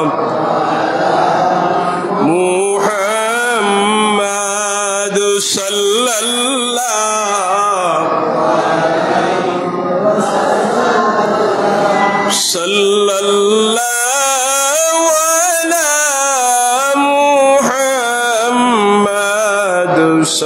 সাল্লাল্লাহু আলাইহি। ওই ইহুদি বলল, ওরে কুরাইশ বংশের মানুষেরা, তোমরা খোঁজ খবর নাও, তোমাদের কুরাইশ বংশে কোন বাচ্চা জন্ম নিয়েছে কিনা। খোঁজ নিয়ে দেখা গেল আব্দুল মুত্তালিবের বেটা আব্দুল্লাহর ঘরে পূর্ণিমার চাঁদের মতো এক সন্তানের জন্ম হয়েছে। ওই ইহুদি বলল, আমি ওই শিশু বাচ্চাকে দেখতে চাই। তারা বলে কেন? আগে দেখতে দাও। ওই ইহুদি ব্যবসায়ী আসলো আপনার আমার নবীর দেখার জন্য। নবী পৃথিবীতে আগমন করেছেন কয়েক ঘন্টা হয়েছে, সে আপনার আমার নবীর দেখা মাত্রই চিৎকার দিয়ে জমিনে বেহুশ হয়ে পড়ে গেল। তার যখন হুশ ফিরে আসলো, মানুষেরা জিজ্ঞাসা করতে লাগলো, তুমি কেন বেহুশ হয়ে পড়ে গেলে? সে বলে, আমি বনি ইসরাইলের বংশধর, আমি তাওরাতের পণ্ডিত, আমার গবেষণা অনুযায়ী, আমার পড়াশোনা অনুযায়ী আখেরি নবীর আগমন হবে অচিরেই। ওই কিতাবের বর্ণনা অনুযায়ী এই শিশুই হলো আখেরি নবী। আমি এই জন্য চিৎকার দিয়ে জমিনে পড়ে গেলাম, আমার বংশে নবী আসা বন্ধ হয়ে গেল, আমি কপাল ফুরা জাতি হয়ে গেলাম। ওরে কুরাইশ বংশের মানুষেরা, তোমরা বড় কপালওয়ালা জাতি মানুষ, তোমাদের বংশে আখেরি নবী আগমন করেছেন। সম্মানিত হাজিরিন, আমি যে কথাগুলি বলতেছি আমার ওয়াজের শুরু থেকে এখন পর্যন্ত, এবং আরো যা বলবো, একটি কিতাব লিখেছেন ইদ্রিস কান্দলবী রহমাতুল্লাহি আলাইহি, উনি ছিলেন দেওবন্দের আলেম। এই সিরাতে মুস্তাফা সাল্লাল্লাহু আলাইহি ওয়াসাল্লাম 887 পৃষ্ঠার একটা কিতাব, এটা আমার কাছে আছে। দেওবন্দের বড় একজন আলেম, উনি দেওবন্দের শিক্ষক ছিলেন, উনি লিখছেন, এবং ওনার কিতাব থেকে কথাগুলি বলতেছি। যে কোনো মানুষে চাইলে আপনারা লাইব্রেরি থেকে সংগ্রহ করে পড়তে পারেন। সিরাতে মুস্তাফা সাল্লাল্লাহু আলাইহি ওয়াসাল্লাম, দেওবন্দের শিক্ষক, দেওবন্দ মাদ্রাসার ভারতের কওমি মাদ্রাসার হেড মাদ্রাসা, যেটা ভারত দেওবন্দ মাদ্রাসার একজন শিক্ষক ছিলেন ইদ্রিস কান্দলবী রহমাতুল্লাহি আলাইহি। আপনারা বড় লাইব্রেরিতে এই কিতাব পাবেন। এই কিতাব আনলে পরে সম্পূর্ণ বিস্তারিত এটা আছে, আমি উনার কিতাব থেকে বলতেছি। তো উনি বলতেছেন, ওই ইহুদি পণ্ডিত ব্যবসায়ী বলতেছে, আমি এই শিশুর দুই কাঁধের মধ্যে মোহরে নবুয়তের শিল দেখতে পাইলাম। কারণ নবীরা যারা আসেন তাদেরকে আল্লাহর পক্ষ থেকে মোহরে নবুয়তের শিল দেওয়া হয়। সম্মানিত হাজিরিন, আল্লাহ নবী সাল্লাল্লাহু আলাইহি ওয়াসাল্লাম পৃথিবীতে এসে 3 জন মহিলার দুধ পান করছেন। কয়জন মহিলার? 3 জন। এক নম্বরে নিজের আম্মা জান আমেনা রাদিয়াল্লাহু তাআলা আনহার দুধ পান করছেন। 2 নম্বরে সাওয়াবা মহিলার দুধ পান করছেন। সাওয়াবা হলো আবু লাহাবের আজাদকৃত দাসী। আল্লাহ রসুল যেই দিন জন্মগ্রহণ করেছিলেন, আবু লাহাবের দাসী গিয়ে আবু লাহাবরে বলছিল, ও আমার মালিক, তোমার বাতিজা জন্ম নিয়েছে। আবু লাহাব খুশি হয়েছে, আমার বাতিজা এসে আগমন করে, যা তুই যখন সংবাদ দিছ তোরে আজাদ করে দিলাম। এইভাবে আজাদ করার সময় তার শাহাদাত আঙ্গুল এভাবে উঠেছিল, যা তোরে আজাদ করে দিলাম। খুশি হয়ে বাতিজা জন্ম নিয়েছে। আবু লাহাব যদি জানতো তার বাতিজা আখিরি নবী হবেন তাহলে হয়তো দিত না। সে তো জানে না তার বাতিজা যে আখিরি নবী হবেন। সুবহানাল্লাহ বলতে মন চায় না? তার দাসীকে আজাদ করে দিয়েছে। ওই মহিলার দুধ আমার নবী পান করছেন। ওই মহিলার দুধ আবার রাসূলুল্লাহর চাচা আমির হামজা রাদিয়াল্লাহু তাআলা পান করেছিলেন। এই জন্য আমির হামজা একদিকে নবীজির চাচা আর একদিকে দুধ ভাই। সম্মানিত হাজিরিন, 2 জন মহিলার দুধ পান করলেন, নিজের আম্মা জান এবং সাওয়াবা মহিলার। 7ম দিন যখন হলো, রাসূলুল্লাহর দাদা আপনার আমার নবীর আকিকার অনুষ্ঠান করলেন। 7 দিনের দিন আকিকার অনুষ্ঠান মক্কার গরিব দলাঢ্য সকল শ্রেণীর মানুষদেরকে দাওয়াত দিলেন। আকিকা অনুষ্ঠানের পরে সবার সামনে নবীজির নাম ঘোষণা দিলেন, আমার নাতির নাম রাখলাম মুহাম্মদ। সুবহানাল্লাহ। মুহাম্মদ শব্দের অর্থ হলো অধিক প্রশংসিত। রাসূলুল্লাহর প্রশংসা পৃথিবীতে আছে না নাই? কথা বলেন না কেন, আছে না নাই? আপনি আযান দিতে যাবেন, রাসূলুল্লাহর নাম আছে। একামত দিতে যাবেন, আমার রাসূলুল্লাহর নাম আছে। নামাজ পড়তে যাবেন, ওই জায়গায় রাসূলুল্লাহর সালাতু সালাম আছে না নাই? তাসাউফ করি কিনা? সম্মানিত, যেখানে আল্লাহর প্রশংসা সেখানে রাসূলুল্লাহর প্রশংসা। সম্মানিত হাজির, আরবের মানুষেরা বলে, মুত্তালিব, ও কাবা ঘরের মুতাল্লি, এত সুন্দর নাম তুমি কোথায় পেলে? দেখেন, আদামুস সাফিউল্লাহ থেকে শুরু করে আপনার আমার নবীর নাম মুহাম্মদ রাখার আগ পর্যন্ত কত মিলিয়ন ট্রিলিয়ন মানুষ পৃথিবী থেকে চলে গেল, কোন মানুষের নাম কেউ কোনোদিন মুহাম্মদ রাখে নাই। সিরাতে মুস্তাফা কিতাবের মধ্যে উনি লিখছেন যে আল্লাহ তাআলা মানুষের অন্তর থেকে এই নামরে দূর রাখছেন। এটা আল্লাহ তাআলা নির্ধারিত করছেন, এটা আমার হাবিবের নাম হবে, আর কেউ রাখতে পারবে না। পৃথিবীর মানুষের হৃদয়ে এই নাম চিন্তাই আসে নাই। আমার রাসূল পৃথিবীতে আসছেন, মানুষেরা বলে, ও আব্দুল মুত্তালিব, তুমি নাম পাইলে কোথা থেকে? আব্দুল মুত্তালিব বলেন, এটা এসেছে আল্লাহর পক্ষ থেকে। উনি স্বপ্নে যুগে পেয়েছিলেন, কাবার পাশে শুয়ে রইলেন, স্বপ্নে যুগে জানতে পারলেন উনার নাতির নাম হবে মুহাম্মদ। সম্মানিত হাজিরিন, 7 দিন আকিকার পরে নির্ধারিত তারা একটা বাজারে নিয়ে যায় বাচ্চাদেরকে। অন্য শহরের মহিলা এসে নিয়ে যায় দুধ পান করানোর জন্য। কেন জানেন? এটার কারণ হলো আরবের মানুষের চিন্তা চেতনা ছিল যে এক শহরের সন্তান যখন অন্য শহরে যাবে, এরা ওই আবহাওয়ার সাথে খাপ খাইবে, ছেলেরা শক্তিশালী হবে, যুদ্ধ করতে বেশি করে যুদ্ধ করতে পারবে। তো নিয়ম অনুযায়ী রাসূলুল্লাহকে নির্ধারিত জায়গায় বাজারে নিয়ে যাওয়া হলো। বিভিন্ন শহর থেকে মহিলারা আসলো। মহিলারা এসে ধনী পরিবার খুঁজে, ধনী পরিবারের ছেলে মেয়েদেরকে দুধ পান করাইলে উপহার উপটৌকন বেশি পাওয়া যায়। গরিবের ঘরের সন্তানরে দুধ পান করাইলে গরিব মানুষ কি দিবে? মানুষেরা এসে ধনী পরিবারের সব ছেলে মেয়েদেরকে নিয়ে গেল, রাসূলুল্লাহর কেউ নেয় না। হালিমাতুস সাদিয়া এবং উনার স্বামী, তাদের বাহন দুর্বল থাকার কারণে তারা পিছনে পড়ে গিয়েছিলেন। বাজারে এসে দেখেন ধনী পরিবারের কোনো সন্তান নাই। হালিমাতুস সাদিয়া চিন্তা করেন, খালি হাতে যাওয়ার চেয়ে একটা বাচ্চা নিয়ে যাওয়া ভালো। স্বামীর সাথে পরামর্শ করলেন। স্বামী বলেন, তুমি যদি ওই শিশু মুহাম্মদের নিতে চাও আমার কোনো আপত্তি নাই। হালিমাতুস সাদিয়া আপনার আমার নবীরে কুলে নিলেন। হালিমাতুস সাদিয়া বলেন, আমি যখন ওই শিশু মুহাম্মদরে কুলে নিলাম, কুলে নেওয়ার সাথে সাথে আমার হৃদয়ের মধ্যে একটা প্রশান্তি লাভ করলাম। আমি অনুমান করলাম, আমরা যে শহর থেকে ওই শহরে পশু পাখির গাছ নাই, ছাগলগুলি ঠিক মতো দুধ দেয় না, তৃপ্তি সহকারে দুধ পান করতে পারে, যার কারণে আমার স্তনে দুধ নাই। আমার এক বাচ্চা আছে, সে ঠিক মতো দুধ পায় না। শিশু মুহাম্মদরে কুলে নেওয়ার সাথে সাথে আমি অনুমান করলাম আমার স্তনের মধ্যে দুধ চলে আসলো। আমি শিশু মুহাম্মদরে দুধ পান করাইলাম, আমার আরেক সন্তানরেও আমি দুধ পান করাইলাম। বাহনের উপর করে শিশু মুহাম্মদকে নিয়ে আমরা রওনা দিলাম। কেমন জানি আমাদের বাহনগুলি এত দ্রুত বেগে চলতে লাগলো, আসার সময় দুর্বলতার কারণে পিছনে পড়েছিল, এখন যাওয়ার সময় আমরা এত দ্রুত বেগে বাহনগুলি গেল, আমরার বান্ধবীদেরকে অতিক্রম করে সবার আগে আমরা বাড়িতে পৌঁছে গেলাম। কিন্তু এটা কার কারণে হচ্ছে? হালিমাতুস সাদিয়া বলেন আমি বুঝতে পারতেছি না। প্রথম দিকে মানুষ এটা লক্ষ্য করে না, পরবর্তীতে লক্ষ্য করে। একটা জিনিস যখন বারবার ঘটে, বাড়িতে যাওয়ার পরে হালিমাতুস সাদিয়া বলেন স্বামী গেলেন ছাগলের দুধ দহনের জন্য। দুধ দহন করতে গিয়ে পাত্র নিয়ে হাজির হলেন, গিয়ে দেখলেন ছাগলের ওলানগুলো দুধে পরিপূর্ণ, পাত্র ভরে গেছে। হালিমাতুস সাদিয়া বলেন দীর্ঘদিন পরে আমি এবং আমার স্বামী তৃপ্তি সহকারে দুধ পান করলাম। পরের দিন থেকে শুধু নিজে দুধ পান করি না, দুধ বিক্রি করা শুরু করে দিলাম। সুবহানাল্লাহ, পরের দিন থেকে দুধ বিক্রি আরম্ভ হয়েছে। সম্মানিত হাজিরিন, হালিমাতুস সাদিয়া এবার একটা লক্ষ্য করছেন যে আসলে এই শিশু বাচ্চার কারণে আল্লাহ বরকত দিতেছেন। উনি আরেকটা জিনিস লক্ষ্য করলেন যে শিশু মুহাম্মদ উনার একটা স্তনের দুধ পান করেন, আরেকটা পান করেন না।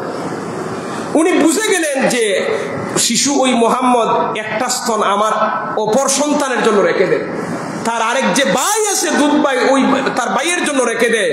আপনার আমার নবী পৃথিবীতে এসে শিশুকালীন অবস্থায় প্রথম যে কাজ করেছেন সেটা হলো ইনসাফ প্রতিষ্ঠা করেছেন, ন্যায় বিচার। সুবহানাল্লাহ বলেন। যেই সমাজের মধ্যে, যেই ঘরের মধ্যে ন্যায় বিচার থাকবে না, ওই ঘরে কোনো শান্তি থাকতে পারে না। যেই সমাজে কোনো ন্যায় বিচার নাই, ওই সমাজে শান্তি নাই। বর্তমানে ন্যায় বিচার আছে? কথা বলেন না কেন? আপনারা আছে? সমস্ত ন্যায় বিচারগুলো ঘুষের কাছে বিক্রি, ঠিক না? ঘুষখোরের যন্ত্রণা সমাজে, এখন ন্যায় বিচার নাই। নামাজি মানুষের দাম নাই, ঘুষখোরের দাম যতটুকু আছে, ঠিক কিনা বলেন? সমাজের বিচার এখন ঘুষখোরদের পকেটে। ঘুষখোররা ঐক্যজোট, এরা শক্ত ঐক্যজোট। এরা দেখবেন সমাজে যদি একজন ভালো মানুষ থাকে তার কোনো দাম হই দেয় না, বৈঠকে তার কথার দাম নেই, কারণ একজন ভালো মানুষ 9 জনই ঘুষখোর, 9 ঘুষ করে তারা ঐক্যজোট করছে। এখন আপনি কিভাবে পারবেন? কিয়ামতের আগে ভালো মানুষের দাম কমে যাবে, সুদখোর ঘুষখোররা নেতৃত্ব দিবে। আজকে মসজিদ বলেন, মাদ্রাসা বলেন, প্রতিটা জায়গায় সুদখোর আর ঘুষখোর। আপনারা মনে রাগ করতেছেন, বাস্তবতা না? কথা বলেন, বাস্তবতা কিনা? সুদখোর ঘুষখোররা সমাজের নেতৃত্ব দেয়, অথচ এরা হলো সমাজের নিকৃষ্ট প্রাণী। আমার রাসূলের ভাষায়, আল্লাহর ভাষায় ওরা হলো দুনিয়ার সবচেয়ে নিকৃষ্ট প্রাণী। কারণ সুদখোরকে বলা হয়েছে যে ব্যক্তি সুদ খাবে সে যেন মায়ের সাথে জিনা করলো। নাউযুবিল্লাহ। সুদখোর মায়ের সাথে জিনাকারী, হাসরের মাঠে মায়ের সাথে জিনাকারী হিসেবে উঠবে। সম্মানিত হাজিরিন, তো আমার রাসূল পৃথিবীতে এসে ইনসাফ প্রতিষ্ঠা করেছেন। এবার আসেন, রাসূলুল্লাহর আগমনে খুশি হয়ে আবু লাহাব তার দাসীরে আজাদ করে দিয়েছিল। আবু লাহাব যখন মারা গেল, রাসূলুল্লাহর আরেক চাচা আব্বাস রাদিয়াল্লাহু তাআলা স্বপ্নে দেখছেন বাইরে, ও আবু লাহাব তোমার কেমন অবস্থা? স্বপ্নে। ভাই ভালো না, যদি নবীরে মানতাম তাহলে এই জাহান্নামের আগুনে জ্বলতাম না। তবে আমার বাতিজা যে সোমবারে জন্ম নিয়েছিল, আমার বাতিজার যে মিলাদ হয়েছিল, আগমন করেছিল পৃথিবীতে, আমি খুশি হয়ে আমার দাসীরে আজাদ করে দেওয়ার কারণে প্রতি সোমবারে আমার আযাবটা বন্ধ করে দেওয়া হয়। কেন? সুবহানাল্লাহ বলে অসুবিধা নাই, বলেন সুবহানাল্লাহ। এরপরে শুধু তাই না, আমি শাহাদাত আঙ্গুলি ইশারা করে আজাদ করছিলাম, এই জন্য আঙ্গুল আমার মুখ নিলে পরে আমি এক ধরনের ঠান্ডা পানি পান করতে পারি। আবু লাহাব নবীর বন্ধু ছিল না দুশমন ছিল? জুড়ে বলেন, দুশমন ছিল। রাসূলুল্লাহর চাচা আবু লাহাব, আফন চাচা, দুশমন ছিল। দুশমন হওয়ার পরও দেখা যায় সপ্তাহে একদিন আজাদ পায়। রাসূলুল্লাহ পৃথিবীতে আগমন করেছিলেন, ওই আগমনে খুশি হয়ে আজাদ গুলাম আজাদ করছিল। কোন আবু লাহাব কাফের, সে যদি রাসূলুল্লাহর আগমনে খুশি হওয়ার কারণে, খুশি হয়ে আজাদ গুলামরা আজাদ করার কারণে কবরে ওই একদিন শাস্তি তার কমে যায়, মুক্তি পায়। আমরা উম্মতে মুহাম্মদী নবীর, আখিরি নবীর উম্মত, আমরা রাসূলুল্লাহরে মানি মনে প্রাণে, মানি কিনা? রাসূলুল্লাহর উপর আমরা ঈমান আছে না নাই? তাহলে আমরা যদি রাসূলুল্লাহর এই মিলাদুন নবীর মাসে খুশি হই, আমরার জন্য নিশ্চয়ই বড় পুরস্কার আছে না নাই? এখন মিলাদুন নবীর আলোচনা নিয়ে কত পক্ষে বিপক্ষে ইখতিলাফ আছে। ভাই আমি দ্বন্দ্বের ওয়াজ যাই না, আমি সহজে যেটা বলি, মানে কত ইখতিলাফ। আপনারা শুধু 12 তারিখ করেন কেন, আর কোনো তারিখ নাই? কে বলছে আমরা? আপনারা কি আজকে 12 তারিখ করছেন? আজকে বলেন কয় তারিখ? 16-17 তারিখ হইব। তাহলে শুধু 12 তারিখে আমরা করি না। দেখেন, মিলাদুন নবীর সবচেয়ে সুন্দর আয়োজন বাংলাদেশে যদি কেউ করে, তাহলে শামসুল উলামা আল্লামা সাহেব কুলাফুল তুলি রহমাতুল্লাহি আলাইহি সাহেব বাড়ি থেকে করা হয়। কিভাবে আমি বলি, যখন রবিউল আউয়ালের চাঁদ উঠে প্রথম এক সপ্তাহ মিলাদুন নবীর মাহফিল, কই আমরা 12 তারিখ তো নির্ধারিত করি না? প্রত্যেক বছর সিলেট সুবানীঘাট র্যালি হয়, তারা করেন 11 তারিখ, এই বছর করছেন 12 তারিখ। এরপরে দেখেন এই বছর 12 দিন ব্যাপী মাহফিল চলে, এখনো চলতেছে, আরো কয়েকদিন চলবে। সম্মানিত হাজিরিন, আপনার আমার নবী আগমন করেছেন, আমরা সারা বছর রাসূলুল্লাহর যদি মিলাদের আলোচনা করি কোনো অসুবিধা আছে? কথা বলেন না কেন? কিন্তু এই মাসে বেশি কেন করি? যে এই মাসে রাসূলুল্লাহ আগমন করেছেন। আপনি মিলাদুন নবীর আলোচনা যদি না করেন, আপনার ঘরে বাইরে সমাজে আপনার ছেলে মেয়ে রাসূলুল্লাহর কি চিনবে? আজকে আপনারা আয়োজন করেছেন মিলা রাসূলুল্লাহর এই জন্মকালীন কিছু কথা বলছি, রাসূলুল্লাহর দাদার নাম বলছি, বড় বাপের নাম বলছি, রাসূলুল্লাহর মায়ের নাম বলছি, রাসূলুল্লাহর জন্মকালীন ঘটনা বলছি। এই কথাগুলি যদি আপনার ঘরে আপনি না করেন, তা আপনার ছেলে মেয়ে কি জানবে? আজকে আমাদের প্রতিটা ঘরে ঘরে মোবাইল ফোন আছে, টেলিভিশন আছে, কিন্তু রাসূলুল্লাহর জীবনের পর কোনো বই নাই। আছে? কয়জনের ঘরে পাবেন? দেখবেন কোনো বই নাই, কিতাব নাই, রাসূলুল্লাহর জীবন নিয়ে চিন্তা নাই। আমরা চিন্তা খালি স্মার্টফোন আর টেলিভিশন নিয়ে। প্রত্যেকটা ঘরে মোবাইল ফোন 4টা-5টা করে আছে, আছে না? কমপক্ষে একটা হইলো আছে, কিন্তু রাসূলুল্লাহর জীবনের উপর কোনো বইও নাই, কোনো আলোচনার অনুষ্ঠানও নাই। সম্মানিত হাজিরিন, এই জন্য আমি বলি কি, এই রবিউল আউয়াল মাসে প্রতিটা মানুষের ঘরে ঘরে মিলাদুন নবীর আলোচনা প্রয়োজন। সম্মানিত হাজির, এই সিলেটের মানুষেরা এক সময় এই মিলাদুন নবীর মাহফিল কি জিনিস বুঝতো না, জানতো না।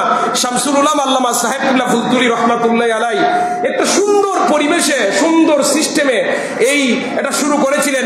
আজ সিলেটের অধিকাংশ জায়গায় রাসূলুল্লাহর মিলাদুন নবীর আলোচনা অনুষ্ঠান করা হয়। দেখেন বর্তমানে সবচেয়ে বড় বিষয়টা র্যালি নিয়ে ইখতিলাফ। র্যালি এইভাবে আগে ছিল না, তো এখন কেন? দেখা যায় নিজের বেলা বহু র্যালি হয়, এই সময় কোনো ইখতিলাফ নাই। যত মানে দেখা যায় রাসূলুল্লাহর এই র্যালি ব্যাপারে ইখতিলাফ। দেখেন অনেক পৃথিবীতে কাফের মুশরিক আছে, এরা রাসূলুল্লাহর জীবনী সম্পর্কে জানে না। আমার রাসূল যে রবিউল আউয়াল মাসে জন্ম নিয়েছেন তাও জানে না। এই দেখা গেছে এই বছর রবিউল আউয়ালের 12 তারিখে সারা পৃথিবীর মানুষ যখন র্যালি করছে, কাফের মুশরিক যারা রাসূলুল্লাহর নাম জীবনে শুনছে না, এরাও কয় রে মুসলমানদের নবী রবিউল আউয়ালের 12 তারিখ জন্ম নিয়েছেন। সুবহানাল্লাহ। এটার মাধ্যমে সারা পৃথিবীর মানুষের কাছে একটা মেসেজ যায়। আমরা এখানে কি এত নাচ গান করি না? নাচ গান করিনি। বাংলাদেশে কিছু বন্ধ আছে, দেওয়ানবাগির মিলাদুন নবী র্যালি করছে, ডুল ডফকি আবার হয়ে গেছে। এখন দেওয়ানবাগির ডুল ডফকির র্যালি যদি আমরা র্যালির সাথে মিলান তাহলে তো হবে না, ঠিক কিনা? এরা আপনি যদি কিতাব যান, আরেকটা আছে ওই যে খালা কাপড় পিনতে, ভুলে গেছি তার নামটা আইতেছে না, রেসবির গ্রুপ আছে, এরা তো মনে করেন মানে গান বাজনা ছাড়া বিয়ে হয় না। আচ্ছা, গান বাজনা ইসলামে হারাম, আমরা কোনোদিন গান বাজনা করি? কথা বলেন না কেন? এই যে অত সময় ধরে আপনারা বলছেন, আমি কি করছি? রাসূলুল্লাহর জীবনী থেকে, জন্মকালীন ঘটনা থেকে আলোচনা করছি, তাও দেওবন্দের একজন আলেমের লিখিত কিতাব সিরাতে মুস্তাফা সাল্লাল্লাহু আলাইহি ওয়াসাল্লাম যতগুলি কথা বলছি। সম্মানিত হাজিরিন, তো শামসুল উলামা আল্লামা সাহেব কিবলা ফুলতুলি রহমাতুল্লাহি আলাইহি সিলেটের মানুষের জন্য একটা নিয়ামত ছিলেন, আশীর্বাদ ছিলেন। উনি সিলেটে জন্মগ্রহণ না করলে হাজার হাজার কেন লক্ষ লক্ষ মানুষ সহিষ্ণুভাবে কোরআন শরীফ শিখার কোনো সুযোগ পাইতো না, ঠিক না? আপনার এলাকায় দারুল কেরাত আসেনি? দারুল কেরাত আসেনি? রমজান মাসে দারুল কেরাত, এই দারুল কেরাত যদি না থাকতো, আমরার মতো হুজুরদের তেলাওয়াত শুদ্ধ থাকতো না। বাংলাদেশে অনেক জায়গায় যাবেন, বড় বড় ইমাম সাহেব ইমামতি করে তেলাওয়াত শুদ্ধ নয়, কারণ তার কারিয়ানা নাই, মানে কোরআনের দরস্তার মধ্যে নাই, কিন্তু আলেম বড়, তেলাওয়াত শুদ্ধ না। এই ফুলতুলি সাহেবুল্লাহ রহমাতুল্লাহি আলাইহি আসার কারণে দেখেন ইউনিভার্সিটিতে পড়ে কিন্তু তেলাওয়াত শুদ্ধ। আমার একজন জানা আছে সিলেটে উসমানী মেডিকেলে একজনের চিকিৎসক আছে, উনি রমজান মাস আইলে পরে উনি সরকারের মানে উনি দরখাস্ত করে ছুটি নেয়, ছুটি নিয়ে উনি রমজান মাসে দারুল কেরাতের খেদমত করে। সুবহানাল্লাহ বলতে মন চায় না? মানে ওনার কত হইলো, সারা জীবন হইতো এই সেবায় যাবে, অন্তত একটা মাস আমি কোরআনের তোলে খেদমত খাতাই। ওনার এক মাসে হয়তো লক্ষ টাকা রুজি করবে, এই চিন্তা বাদ দিয়ে কোরআনের খেদমত করে পরকালে নাজাতের জন্য। আপনাদের এলাকায় এই মসজিদে আছেন দারুল কেরাত? পার্শ্ববর্তী আছে, যেখানেই আসে আপনাদের ছেলে মেয়েদেরকে দিবেন দারুল কেরাতে দিলে কোরআনকে সহিশুদ্ধ করে পড়ায়। আপনি এখানে কি পাবেন? এখানে গেলে আপনার বাচ্চা সহিশুদ্ধ কোরআন পড়তে পারবে, এটা তো আপনার বাচ্চার জন্য নিয়ামত, আপনার জন্য নিয়ামত। সম্মানিত হাজিরিন, এরপরে দেখেন শামসুল উলামা আল্লামা সাহেবুল্লাহ ফুলতুলি রহমাতুল্লাহর ধনী মানুষ ছিলেন, সবাই আপনারা জানেন, বিশাল ধনী। তো সম্পদ সবার কাজে লাগে না, ওনার সম্পদ কাজে লাগছে। দারুল কেরাতের নামে 100 একর জায়গা আছে, এতিমখানা আছে। ওনার যে বড় ছেলে ইমাদউদ্দিন, বর্তমান যিনি পীর সাহেব ছিলেন, বড় সাহেব ছিলেন, আপনারা গেছেন এই সব বাড়িতে, উনি প্রায় হাজার হাজার এতিমের অভিভাবক। যত এতিম বাচ্চা আছে এরার অভিভাবক উনি। উনি মাঝে মধ্যে নিজে এদের বাচ্চাদেরকে গোসল করান, যদি সাহেব বাড়িতে যান দেখবেন বাচ্চাদেরকে নিজে গোসল করান, নিজে খাবার খাওয়ান, মাঝে মাঝে এদের শরীরে তেল দিয়ে দেন। মাঝে মধ্যে দেখা যায় কি জানেন, এতিম বাচ্চারা কাপড় ধোয়ার যখন যায় বড় সাহেবকে এরা কাপড় পর্যন্ত ধুয়ে দেন। উনি একজন বয়স্ক মানুষ, বৃদ্ধ মানুষ, যেখানে নিজের খেয়াল করার জন্য খাদেম লাগে, ওই জায়গায় উনি এতিম বাচ্চাদের লালন পালন নিয়ে আসেন, এতিম বাচ্চাদের অভিভাবকত্ব করতেছেন। সম্মানিত হাজিরিন, এই জন্য সিলেটবাসীর জন্য সাহেব বাড়ি ফুলতুলি এটা একটা আদর্শ দরবার, আদর্শ বাড়ি। এটা দরবার না, একটা আদর্শ বাড়ি। এখানে গেলে কি পাওয়া যায়? শান্তশিষ্ট জিকির পাওয়া যায়। প্রত্যেক মাসে খানকা হয়, এখানে জিকির হয় অতি শান্তশিষ্ট ভাবে, লাফালাফির জিকির। বাংলাদেশে বহু জিকির আছে লাফালাফি, এইসব আমরা সমর্থন করি না। এইসব জিকিরের সাথে ফুলতুলি সাহেব বাড়ি কোনো সম্পর্ক নাই, ঠিক কোনো সম্পর্ক নাই। আপনি সাহেব বাড়ি গিয়ে দেখেন, বড় শব্দে জিকির করেন শান্তশিষ্ট ভাবে, প্রতিটা জিকিরে যেন কলিজায় গিয়ে লাগে, কলবের মধ্যে গিয়ে লাগে। আপনি মাঝে মধ্যে যাবেন, গিয়ে নিজের চোখে দেখে আসবেন।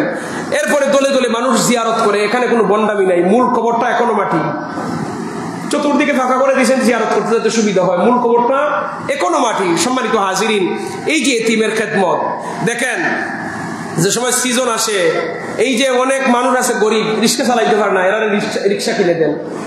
ধান কাটতে যাবে খাসি নাই, তারে খাসি দেন। কাজ করতে যাবে কুড়াল নাই, তারে কুড়াল দেন। তারপরে জমিনে কাজের জন্য কুদাল দেন। বিধবা মহিলারে সেলাই মেশিন দেন। একজন মানুষ আতুর, চলতে পারে না, তারে হুইল চেয়ার দেন। এখন খাইবে কিভাবে, তারে বাতা দেন। আরো সুবিধা হয়ে যদি ব্যবসা করতে পারে, একটা ছোট দোকান দিয়ে দেন। আচ্ছা, এই কাজগুলি ভালো না খারাপ?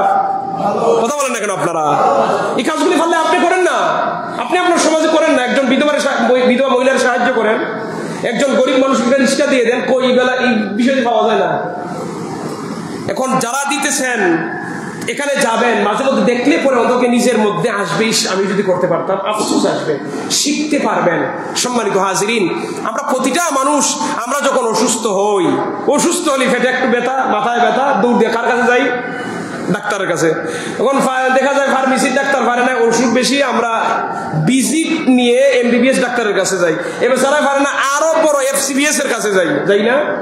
শারীরিক চিকিৎসার জন্য মানুষের যেমন অসুস্থ হলে ডাক্তার প্রয়োজন, ঠিক তেমনি ভাবে আত্মার চিকিৎসার জন্য, কলবের চিকিৎসার জন্য প্রতিটা মানুষের জন্য আত্মার ডাক্তার, আল্লাহর ওলিদের প্রয়োজন। আপনি যদি না যান, আপনি মরে যাবে। কলব তিন প্রকার, মানে নফস তিন প্রকার, নফসে আম্মারা, নফসে লাওয়ামা, নফসে মুতমাইন্না। এখানে আমরা যারা আছি, ওই তিন প্রকারের মধ্যে যে কোনো এক প্রকারের নফস আমাদের। নফসে আম্মারা হলো এমন নফস, এটাই শুধু খারাপ জিনিস করতে চায়, ভালো শুনতে পারে না। হে মানে ভালো দিক সহ্য করতে পারে না, যত খারাপ কাজ করে তার খালি মজা লাগে। গান গায় মজা লাগে, সুদ খায় মজা লাগে, ঘুষ খায় মজা লাগে, মানে খারাপ কাজও খালি মজা, ভালো কাজ শুনতেই পারে না। এটাকে আমরা নফসে আম্মারা, এর শয়তানে ভয় পায়। চিন্তা করে পারছেন, এই ব্যক্তির শয়তান ভয় পায় এই জন্য, এর উপর কোন সময় কোন গজব এবার আমি শয়তান মারা যাবো, মানে শয়তানের চেয়েও খারাপ, এর শয়তানের চেয়েও খারাপ, শয়তান তারে ভয় পায়, এর কাছে যায় না। দুই নম্বর নফসে লাওয়ামা, এটা নফস এমন, এটা ভালো কাজে গেলে ভালো কাজ করতে চায়, খারাপ কাজ গেলে খারাপ কাজ করতে চায়, মানে যেদিকে চাই এদিকেই মন চায়। নফসে লাওয়ামা, এই মানুষের কাছে, এই নফসের মানুষের কাছে শয়তান বেশি আয়। আর এই নফসের মানুষের সংখ্যা আমরা সমাজে বেশি। ভালো কাজ হইলে ভালো কাজে, খারাপ কাজ হইলে খারাপ কাজ, দুইটাতেই আছে, মাইল লাগানিত আছে, মাঙ্গানিত আছে। সম্মানিত হাজিরিন, এর কাছে বেশি আয়, এর টেনে নি শয়তান নফসে আম্মারাত নিতে পারে। সম্মানিত হাজির, আর নফসে মুতমাইন্না এমন একটা নফস, শয়তান এদের কাছে বয়ে যায় না। কেন? যে এরা তারে যদি আমি কোনো গুনাহ করাই, এমন তওবা করব, আল্লাহর একবার নৈকট্য বান্দা বলে যাইব। যেমন হযরতে মুয়াবিয়া রাদিয়াল্লাহু তাআলা আনহু একবার শয়তানে করছে কি জানেন? তাহাজ্জুদের নামাজ কাজা করে ফেলছে। তাহাজ্জুদের নামাজ আমরা তো পাঁচ ওয়াক্ত ঠিক মতো করি না, আর তাহাজ্জুদ দূরের কথা।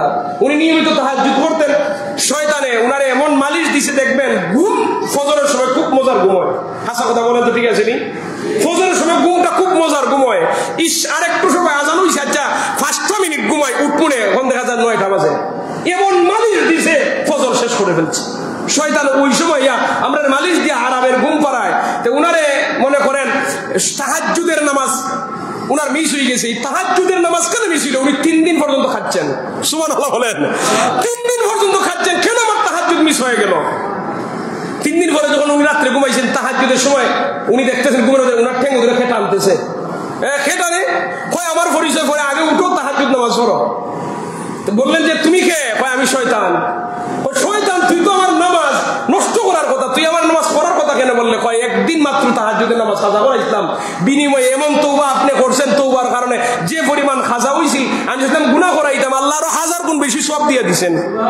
আমি চিন্তা করলাম আপনার মতন ব্যক্তির নামাজ কাজা করে লাভ নাই, আপনি যেটা আছেন এটা দিয়ে দেখেন যাতে বেশি সওয়াব হলো না। চিন্তা করে দেখছেন শয়তানের উদ্দেশ্য তো ভালো না, তার উদ্দেশ্য ছিল সব থেকে কমায়া রাখা, বঞ্চিত রাখা।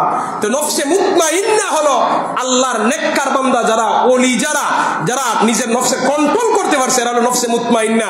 এই জন্য আমরা মুতমাইন্না নফস লোকদের কাছে, আল্লাহর ওলিদের বৈঠকে মজলিসে বেশি বেশি যাই, নিজের জন্য পরিবর্তন করতে পারি, খারাপ কাজ থেকে যেন নিজের বিরত রাখতে পারি। সম্মানিত হাজিরিন, আল্লাহর ওলিদের সুহবতে যেন আমরা থাকতে পারি, আল্লাহ তাআলা যেন কবুল করেন, মঞ্জুর করেন। সবাই বলি আমিন। দুরূদ শরীফ পড়ি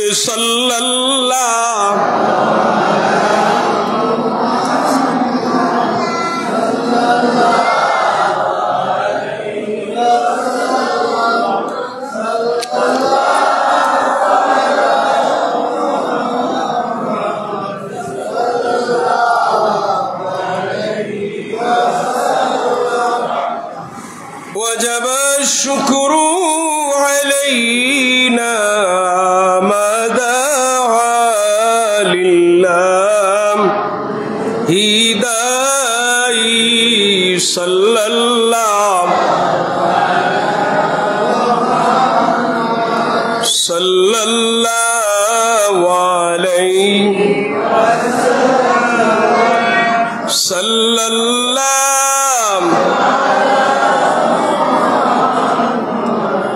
صلى الله عليه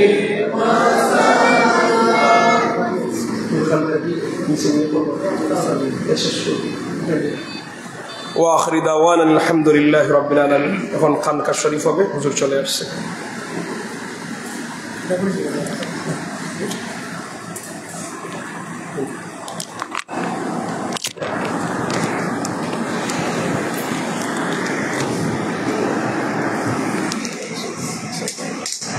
That's right, money.